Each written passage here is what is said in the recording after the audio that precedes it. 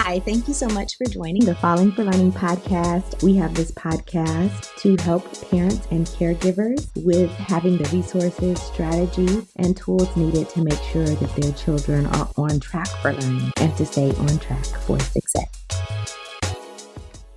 Students sometimes have violent tendencies. They have trauma that they are reenacting. They're having so many emotions they don't know how to deal with. And what do we do about it? A lot of times schools don't know what to do about it, and parents don't know what to do about it. Luckily today we have an expert that has a strategy and a team of people to help support students who have trauma and how to deal with the violence that sometimes they are enacting, and help them even find another placement when needed. Stay tuned. Hi, thank you so much for joining the Falling for Learning podcast. I am TD Flenaugh. We have this podcast to help parents and caregivers with having the resources, strategies, and tools needed to make sure that their children are on track for learning and to stay on track for success. Welcome so much, Dr. B, also know, your full name, Dr. Bilodeau. We're so glad to have you. And I just want to take a moment and talk about how are you enjoying the summer and what have you been up to so far? Oh, thank you so much for having me. I'm a fan of the show. I'm so glad to be here. I really appreciate it.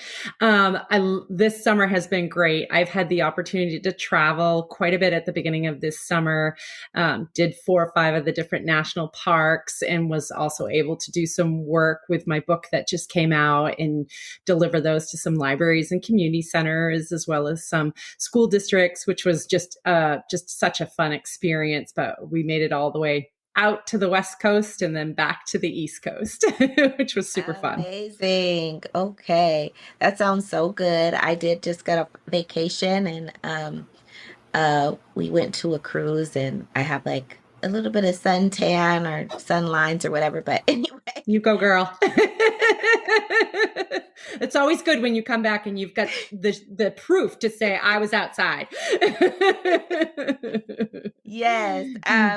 So glad to have you on the show and to hear about your expertise. You are, a, your team of people are dealing with an issue that a lot of parents and teachers, a lot of people deal with, but we may not hear that much about it. We may just want to keep it to ourselves inside of our family that our kid is having trauma and is, displaying violent behavior and needs to relocate or needs special support and attention.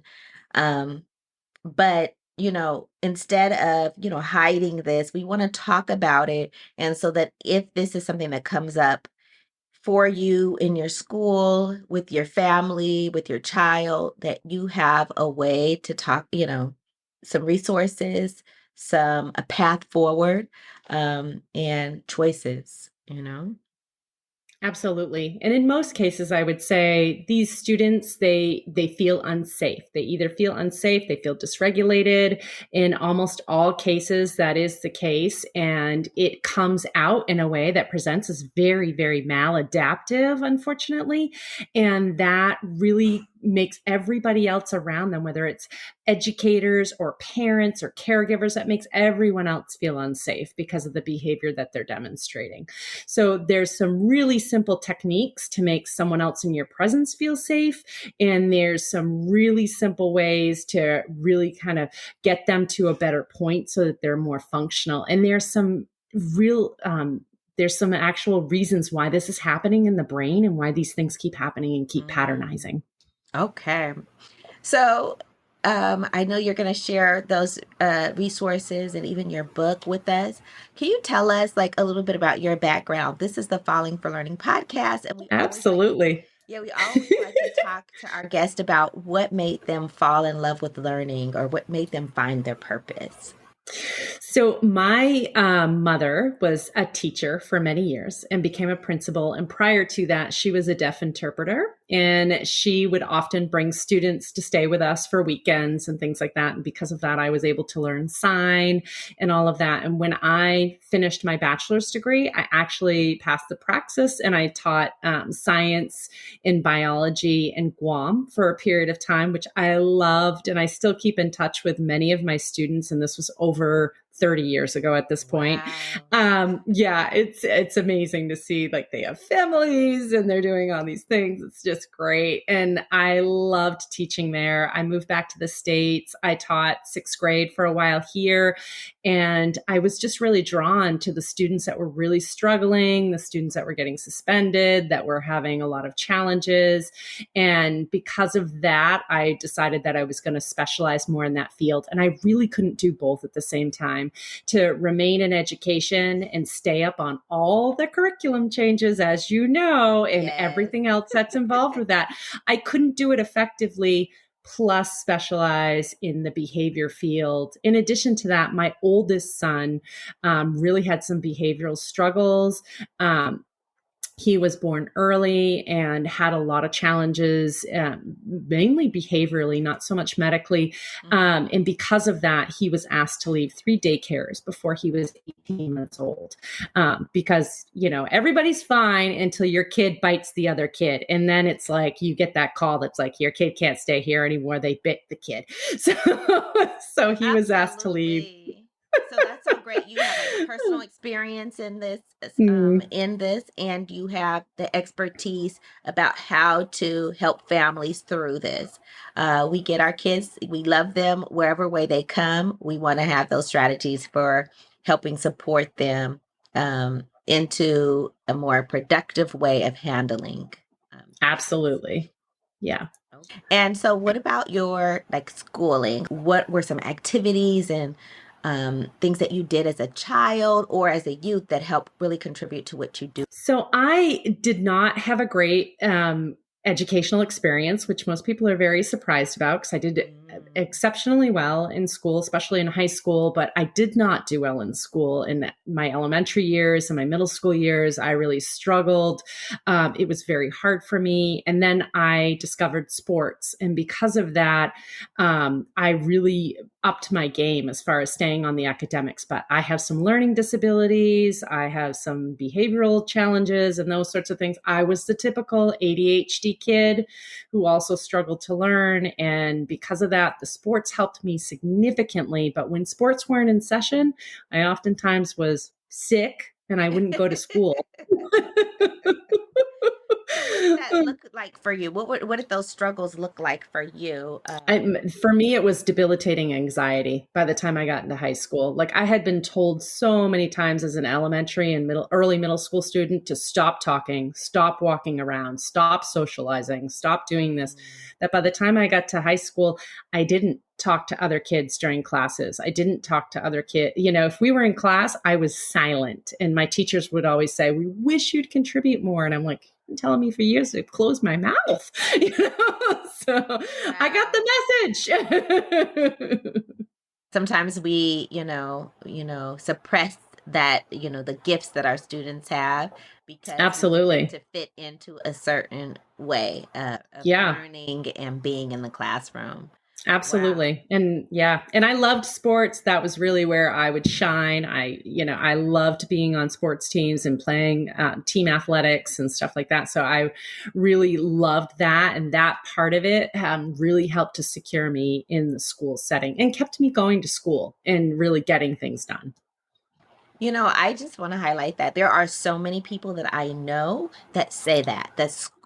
And people who are very nerdy like myself or, throughout their education, sometimes we will minimize, and even I've seen school leaders minimalize sports, right? But my husband even says the same thing, like sports kept him in school. And I met so Yeah. many other people that say that. So I understand if you're a leader or even a parent out there that sports isn't a big deal to you, but you really need to support your kids in it because it is oftentimes, right, the bridge that makes things doable for them. It keeps them Yeah. motivated going to school. And maybe you want them to have some other motivation. That's fine. They'll maybe get it later, but you have to have what what you have at the time, which is the sports is right now for me as a 10-year-old or 11-year-old and um 15-year-old, but and that's what we have to make.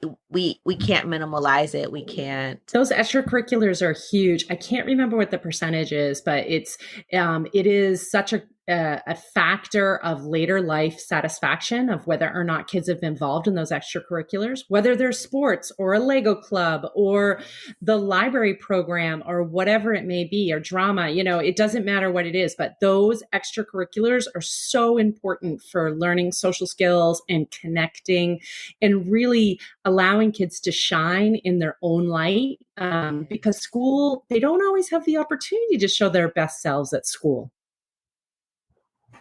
Yeah, they really don't. And that is so important. I just want to highlight that because I have um definitely minimalized it in my own way, as like a kid looking at other kids, and then also I've also seen school leaders do it, and maybe not make that announcement like when the whatever team won or whatever thing, and it may not be a big sport at that school, but it just makes a difference. So They need it. they Yeah, they need all it. need that pat on the back. The teachers do too when they're involved in activities, especially school-based activities. Give them Yes. that pat on the back. They need Yes, it. give them Parents extra. also. Yeah, absolutely. Okay. So, and so currently you are, tell us the name of your company My and company is Core Methods. Online, we run under the name of the Behavior Bootcamp. And that's where our online courses and where all of our programming for free programming and trainings and stuff like that is run under the Behavior Bootcamp. But our program that works in school districts is called Core Methods. okay. So your models are you go into school districts and help support specific kids, or do you have a program running at a school, or what is your program look like? Typically, a school will come to us and they'll say, well, I have this kid that's really having some issues. They're taken off from the building. They're harming staff. They're harming other students, whatever it may be. And we go in and start the assessment process. And then they'll say, oh, and we have this one, this one, this one, this one, and this one. And then we'll end up with about 10 different kids. And at that point, we create a program where we usually have a staff from our company that runs the program. And we're training their staff within the building on how to work with these students, how to teach them the techniques so that they feel safe, how to teach them regulatory strategies, and then reintegrating them into the general education setting. We're usually only in each school for a year to 2 years. And then we transition out. We don't look at being at any place long term. Typically, as many of you in education, those students are typically called tier 3 students. And usually by the end of year 1, we don't have any tier 3 students left. The Rewrite Method and the Rewrite Method Workbook are your go-to resource for helping kids to learn to fall in love with writing. It has the tips, tools, resources, strategies, and skill-building activities to help kids fall out of writing hate and into loving to write. Get your book set today.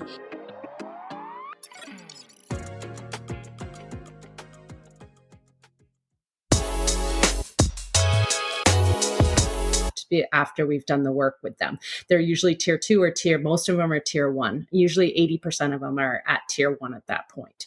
And so we then transition them back into the education setting and we fade away. For some school districts, it's just a matter of them going through our online course and learning those skills. And then sometimes they don't even need for us to come in, which is fantastic when they can do it on their own. That's really good. I mean, that's good to hear. I feel like sometimes parents feel like this is a life sentence. Like I'm always going to have these challenges, and my kid's always going to have this challenge. I'm not going to be able to solve it. And so hearing that you're able within a year or so able to integrate them into the school setting in a way that's productive, and they don't need you as a crutch or whatever way people might look at it. Um, for the rest of their lives is really good to hear. Yeah. And honestly, at this point, we look at primarily most kids, it's 3 months. Usually within 3 months, they're integrating back in. We usually stay within the school for a year to 2 years just because they have other kids that are coming up that need the supports and everything. But our skills have gotten to the point where we can do it very, very quickly. And we teach the kids those skills to teach their parents those skills or their caregivers those skills, and also teach, the educators those same skills, because much of the time I'm going in to work with the teachers and that sort of thing. And they're like, I'm just tired. I'm tired and I'm stressed. And I get it. It's just been hard. That one kid has probably taken up 90% of their time and energy. That's insane. It's Yeah. really tough for them. And the parents too. They're just wiped by the time we meet them typically. Yeah, I mean that is so great that you're able to offer this service. So give us the website again. Thebehaviorbootcamp.com. Okay, good. And it definitely will be in our show notes. And also, you have a book that you have to help give strategies or some an in-depth look at what you do. Can you tell us I about do. Yes, I do have a book, and I wrote the book to be a companion to the online course, or to be just another access point for people who couldn't access the course for whatever reason may be, that they could definitely take a peek at the book and utilize that. And each section is standalone. So if you're working with a student that's showing aggressive behavior, you look up the few pages on aggressive behavior, and in that it will show you what to do, what strategies to implement for those behaviors, and why the student could potentially be engaging in those behaviors, which is often very helpful. And each of those sections you can pull out. So if a teacher is walking into their classroom and they're like, oh, all the students are disruptive today and they're super hyper, what's going on? You can look up the section on students with disruptive behavior, look up hyper aroused. It'll give you a whole graphic on what you're looking up for strategies. And the same thing, if you walk in and you're working with high school kids in the morning, they're going to be half asleep. So how to deal with the hypo aroused, how to get them more engaged and that sort of thing too, because that's a challenge in and of itself. Or your anxious learner, or your learner who displays an anger and aggression. It will give you strategies for that. So usually you have parents or schools themselves. Do teachers ever reach out and say we need this service? Often, yeah. I mean, I spend a lot of time on the phone or on Zooms with teachers for sure, going over strategies and things like that, and trying to give them tools of how to deal with this that are very simple. And some things are super, super simple. Like it could be something like, if you've got a kid who's really anxious and overwhelmed, walk by them and drop a few things on the floor. When they bend over to pick it up, squat down and talk to them for a second. That pressure on the stomach will actually push the serotonin out into the bloodstream and help to regulate them. So you might get 5 minutes of work out of them, and they're not going to be conflictual for a couple of minutes. So it's super, super simple strategies that aren't, please sit down and do your work, or stop that, or something like that, because usually those techniques for students that we're dealing with nowadays, those techniques actually escalate them more. So it's techniques that are going to help to regulate very, very quickly. Things like when you're teaching, make sure students can see your fingers, make sure they can see your thumbs, and that the thumbs are raised, because that conveys confidence. So they'll feel safer in your presence. Really simple body language sorts of things that they can implement while they're teaching. So they're not taking on another thing. They're just simply altering a little bit of what they do to make it work better for their classroom, to keep their class engaged. Yeah, this is great. Like, so one thing that you said is like these particular methods don't work anymore. I think that's something, as I've been in education since 2000, and if those of you who watch the podcast know, I was teaching kids my age and a little bit older or younger, as I grew up teaching kids how to read and stuff like that. Um, but, over the years, we have seen some strategies that do not work. And if, you insist on doing those things, you're really going to feel disconnected from teaching and all of that. Can you highlight some of those practices that you see people still using? Like they're really, well-seasoned educators or whatever, Yeah. but things don't work anymore and they really need They to. don't. Yeah. The repeating of expectations, that's a big one that I see often, and that doesn't work. And oftentimes the reason why is because it undermines your authority. The more times you're repeating what needs to be done, the individual knows what you requested. Make the request and let it lie. If you have someone who has some issues with shifting, they usually present as oppositional defiance. If it's actually an area of the brain that has an issue with shifting called the anterior cingulate gyrus, and they need the request made, the expectation made, and then they need a few seconds for that request to settle into the subconscious so that they can process the request. So giving them 30 seconds or provide a distraction will allow them to move forward. But don't repeat your expectation unless your learner just wasn't paying attention or your child wasn't paying attention. That's different. So repeating the expectations is one. Compliance-based models, those don't typically work very well anymore. And the reason why is kids know. They know, they're really smart. They know that if you say, oh, you wait till the other parent gets home, or I'm going to call the principal or whatever, they're like, oh, you don't have the power? Okay, so somebody else does. So I'll just wait till you get to that point to do it, So that's sort the of thing. sorry. So that's the compliance-based model where I am Yeah. saying I'm calling the dean, or I'm going to call your father, or wait till your Or father. you're going to get in trouble for this. You're going to get suspended. They're usually like, good, thank goodness. I wanted to be suspended. That was my goal today. I've got it. All right. I don't have to go to So, school. Wonderful. yep. So those sorts of things don't very, very rarely work. Why? Because kids' fears are in a different place at this point. They're fearful. What is someone saying about me on social media? How am I going to interact with this other kid that doesn't seem to like me? Where am I going to be on the sports team that I want to be a part of? And those sorts of things. They're not fearful per se of authority figure. There is a very small group of kids that still are, but that's not the norm. Whereas we saw the opposite 10 years ago. Wow, I'm so glad you said that. Yes, that it's not fearful for them. And that is No, something, it just and I've moved around to different positions and different things like that. So I know that I've had to adjust. I think if you some educators or that are in the same place, in the same like grade level or something like that for a long time, they don't notice the changes happening and they're just like, wow, this group of kids is really, it's tough. Yep. yeah. That's Or they're, exactly. they're Yeah, questioning themselves, but it's like we really have to change because our kids are different. they Society are. is different. And like you said, the social media wasn't a thing like It wasn't. 15 And years ago or all whatever. kids are on it. I'm telling you, like I had to stop at not basketball, soccer camp today because my daughter, of course, forgot something.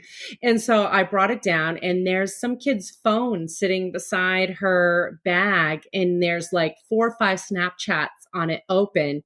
And the picture of this boy that had the phone, he looks like he's about 9 years old and he's got a phone. And I'm like, what's he doing? What are you doing on Snapchat at soccer camp, buddy? Come on, put the phone down, get out there on the field. It's just a different world, right? The priorities It are really different, is. the fear is Yeah. different. And we may not know, like, because as we get older, when I started teaching, I was very young, so I was really close and kind of understood more. But as I get older, we just have different ways of viewing the world and getting to know the world and all the things. So that's such a good point that you brought up. And for people to reflect, like, what are some things that I'm doing that are not helpful anymore, that just don't Yeah. work anymore? And then even giving the why behind it, I think is great because I do notice changes, but I didn't necessarily know like this is because this is the fear now. Not that I'm gonna call your dad or you're gonna go to the dean's office, but the social media is the big fear or It really is. And I mean, kids nowadays too, they're so overstimulated. And they're conditioned to that. So they are struggling to sleep at night. They are struggling to get enough hydration into them because of the liquids that are presented to them nowadays. I mean, I will say probably 98% of the students that I work with are dehydrated. And oftentimes just having them hydrate, a lot of their challenging behaviors go away, which is remarkable. But it's like between that and sleep, so many of them report to me, I don't sleep at night. I wake up this many times. I'm like calculating the number of hours that they get. And I'm like, oh my gosh, this kid's only sleeping like 8 hours a night. That is not healthy. Or less. Yeah. Right? Yeah. A lot, especially high school kids. Like high school kids, it's like 6 to 7 hours max. Yeah. Right. It's really dysfunctional.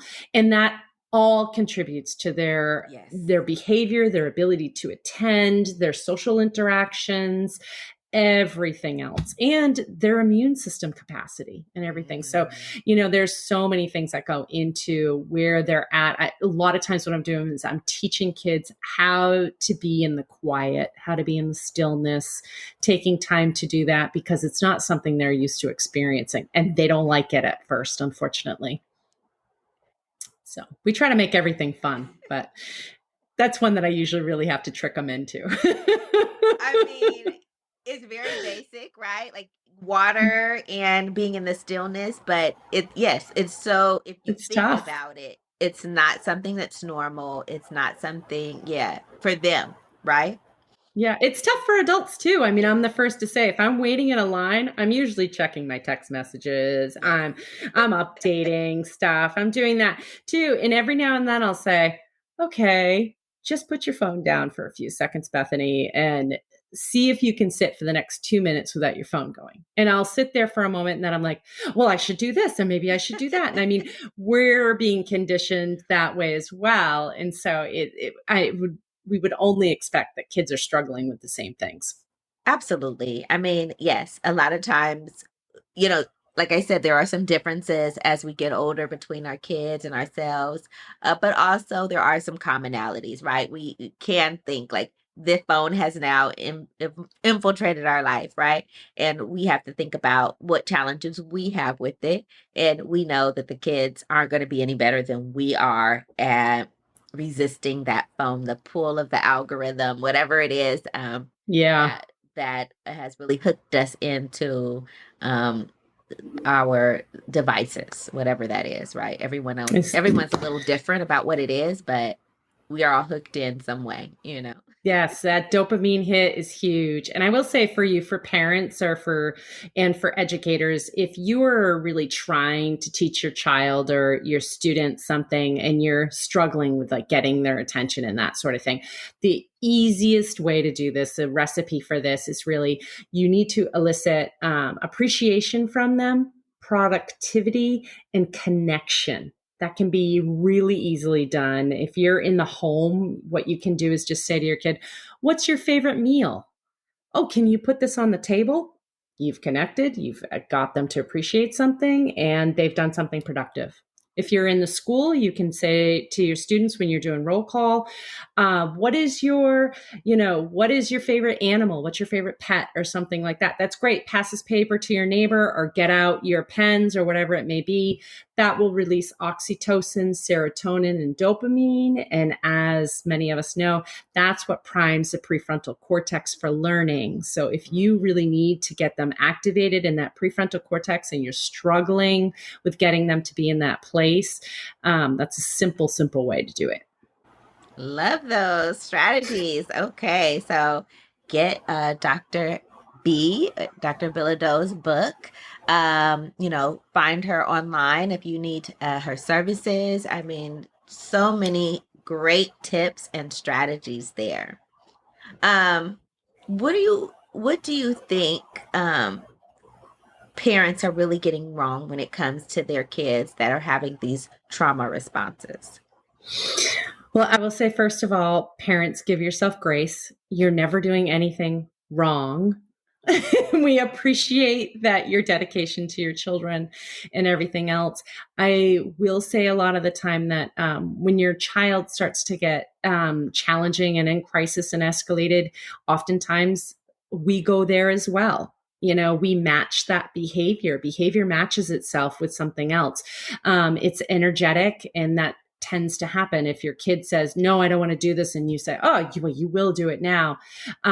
Trying very hard to present in a safe way, step away, give yourself a moment to step away and not have to come down and make a firm stand on that, because oftentimes you need to give yourself a moment to think and say, is this something that I'm going to live or die for? It may very well be, but it may not be. And we need to be able to give ourselves the time to determine whether or not that's going to be necessary, and allow our child to feel safe in our presence, because they're watching us all the time and how we respond to everything. And 9 times out of 10, it'll come back and they'll say it to you. Absolutely. So, but we know you're all working as hard as you can, and you're doing the tough work, and that is very, very much appreciated. Whenever I hear from a parent and they say, I'm so sorry to bother you, I'm so sorry that I reached out, and I'm like, no, please reach out to me. I will give you my personal phone number. Please text me if you're having a challenge. I would rather give you the tools, which are simple and effective and work, than have you struggle and feel like you've been doing things in a way that wasn't helpful for a period of time. Yeah. That's always hard. Yeah. Because we've all learned it the hard way. Yeah. This is such important work. I mean, we obviously, we know we have a rash of like violence in schools and school shootings and stuff like that. So having a company and providing a service like this where we're able to help redirect the kids. I mean, it's so sad when the kids don't get the support they need, because when we've seen the cases of school violence and shooting and all that, they have done research and they could go back and see all of the steps leading up to it. Yep. And it's not a surprise, right? Obviously, it's not. It's never a surprise. Right? Yeah, right. Unfortunately, which makes it so hard and everything. And we see that many times. Like, I'll start with a student and I'll say, oh my gosh, like, I wish you guys had called me 5 years ago, 7 years ago, that sort of thing. And we're working against time at that point, which is great because we know all those signs and we're able to do all of those things and everything else. But people have been in pain for a long time. Parents have been in pain. The individual has been in pain. Educators have been in pain. Anyone who's come into contact has really suffered through this, saying, why can't we figure this out? And it's usually a matter of they just aren't aware of different support tools that are out there that can help.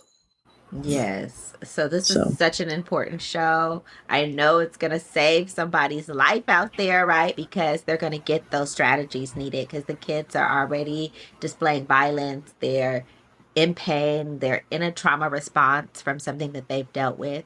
And that the violence touches all of us, right? Like, it'll be a teacher that might get hurt. It might be a student, there's someone who dies there, because a lot of times they'll hurt the family member, then they'll go to the schools. I mean, it's just, it's a ripple effect. And we really need to, reach out and get help. Like, don't quietly deal with your kid having all these challenges. Maybe you don't want to tell everyone in the family. That's fine. Right. Yeah. Go out and get support where someone can help you. Like, there's professionals out there that can help you. It's nothing to feel shame about. Like, kids are kids and they're able to get support as long as we're going to provide, right? If we provide it, if we ignore it, we just hope it's going to get better. And if it's not helping, go to someone else and go to someone else and go to someone else, because it's necessary to do that, because sometimes what the person's trying to do isn't the right approach to what's going on. My husband always says, I hate going to grocery stores with you and places like that, Bethany, because you break up every fight. You're constantly going over to people at work and being like, this is going to happen, so on and so forth. He's like, you never get the shopping done. You're just doing all these other things when you're there. And I'm like, I can't help it. people always are like, oh, I can't believe this happened, in the after, like we're trying to point you in a direction where you could go, where you could get support, right? It's not going to get better just because you're wishing it better. And I just love that you said, go to someone else. Like, oh, I tried counseling. Like, Yep. okay, well then go to another counselor. Like that Go to wasn't the another right one. one. Yep. That's Find, exactly. go to Yeah. another company. Like, Yep. don't Yeah. give up. It's not Be going to be. relentless. Yes, right? Yes, yes, yes, yes, yes. Get You're support. I worth mean, it. Our children are worth it. Nobody should have to be suffering. So really keep knocking on those doors until you find something that's going to work, because oftentimes it is different methods, and people will say, what do you do for this child or whatever? Well, I can tell you what to do for different instances, but every program I work with the student is custom made for the student. yes, So based absolutely. on what they need. So, and for the family as well, and for the teachers and that interact with that student too. It depends on the group that's there. So, and if it doesn't work, just keep, go knock on someone else's door, because, you guys are worth it and your youth are worth it. Absolutely. Thank you so much, Dr. Bilodeau. Get her book, go to her website. Don't suffer in silence. Don't let your kids suffer in silence. Let's, come up with a solution, right? And keep going. Absolutely. Keep Yeah. working at it. Okay. We love that you've joined us again on the Falling for Learning podcast. Please do something today that's going to give your child the competitive advantage. Thank you. Thanks again for supporting the Falling for Learning podcast. New episodes go live every Saturday at 5 p.m. You can watch us on youtube.com at Falling for Learning, or listen on all major podcast platforms such as Apple, Google, Audible, Spotify, and much more. For more resources, visit fallinginlovewithlearning.com. We really appreciate you. Have a wonderful week.